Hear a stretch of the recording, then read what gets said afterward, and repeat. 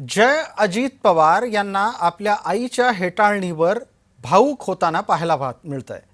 गुंगी गुडिया अशा स्वरूपात आपल्या आईचा उल्लेख झाल्याच्या नंतर जय अजित पवार यांनी समाज माध्यमामध्ये प्रतिक्रिया व्यक्त केली।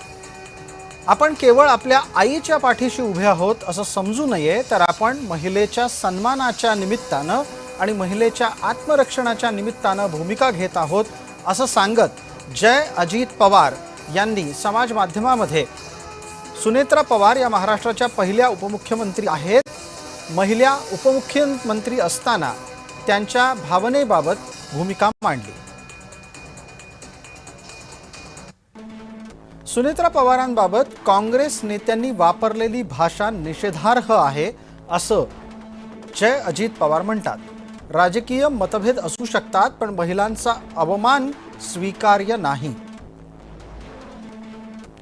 आपण केवळ आपल्या आईच्या पाठीशी उभे आहोत असं समजू नये, तर